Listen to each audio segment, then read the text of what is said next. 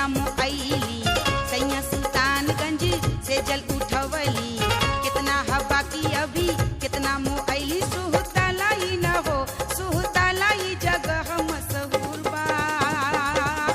अभी लागता कि देवघर दूर बा अभी लागता कि देवघर दूर बा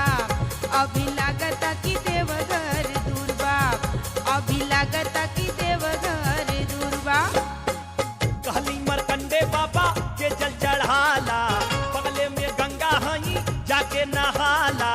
कहली मरकंडे बाबा के जल चढ़ाला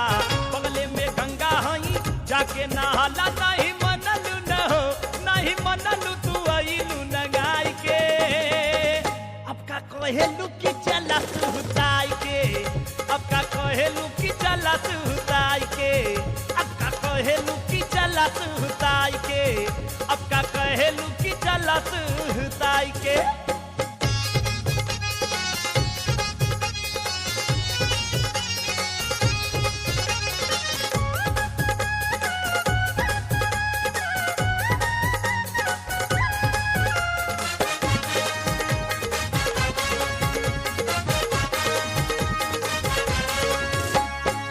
पौवा पिराए लागल छाला परत बा सुई के लेखा देखी कंकर गरत बा पौवा पिराए लागल छाला परत बा सुई के लेखा देखी कंकर गरत बा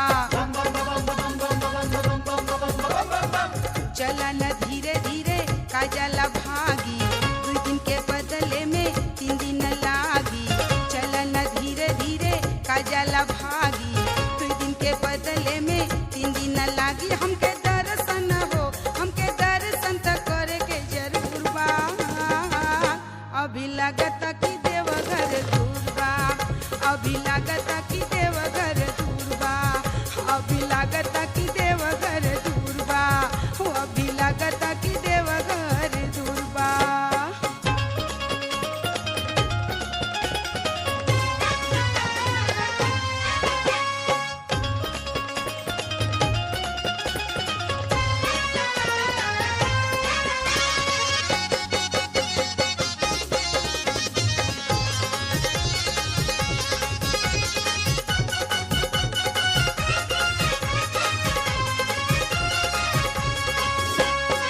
चाहे पड़े कितनो पौवा में छाला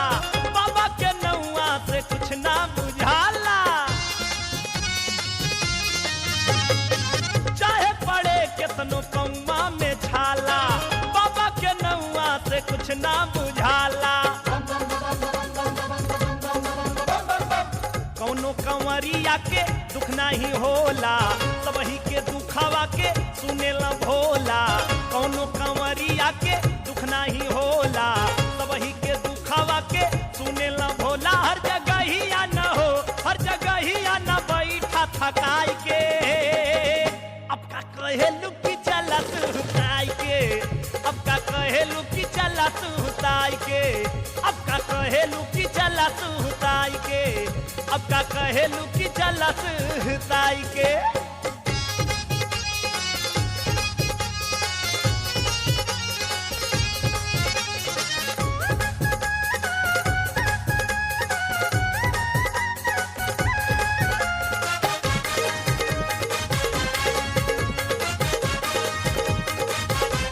अब त जनाला बाटे एक ही सहारा हर हर शिव गंगे हर हर बम बम के नारा अब त जनाला बाटे एक ही सहारा हर हर शिव गंगे हर हर बम बम के नारा बाबा पौरहवा बाड़न सबही के साथ है उहाँ से लौटलना कोई खाली हाथ है बाबा पौरहवा बाड़न सबही के साथ है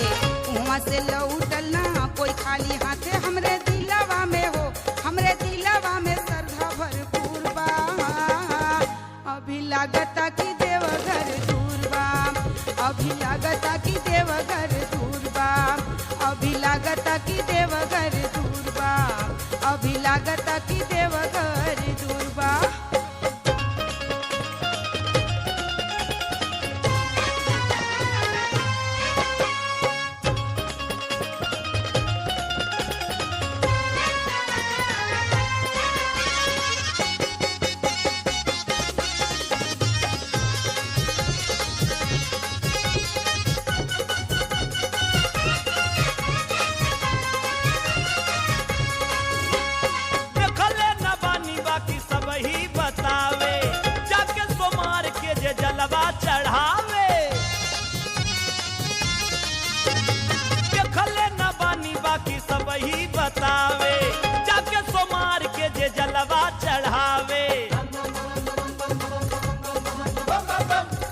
बाबा के छैया में बाहिरा मोती, दर्शन से मिल जाले जीवन में ज्योति। बाबा के छैया में बाहिरा मोती, दर्शन से मिल जाले जीवन में ज्योति। कांवर भूइया न हो, कांवर भूइया न रखब बियाई के, अब का कहेलू कि चला सुताई के, अब का कहेलू कि चला सुताई के, अब का कहेलू कि चला सुताई के, अब का कहेलू कि चला सुताई के। सैया सुल्तानगंज से जल उठवली, कितना हवा की अभी कितना मोहली। सैया सुल्तानगंज से जल उठवली, कितना हवा की अभी कितना मोहली। सुहताला न हो, सुहताला ई जगह मशहूर बा, अभी लागता कि देवघर दूर बा, अभी लागता कि देवघर दूर बा। अब का कहेलू कि चला सुताई के, अभी लागता कि देवघर दूर बा, अब का कहेलू कि चला सुताई के, अभी लागता कि देवघर दूर बा। अब का कहेलू कि चला सुताई के। बोला बोला।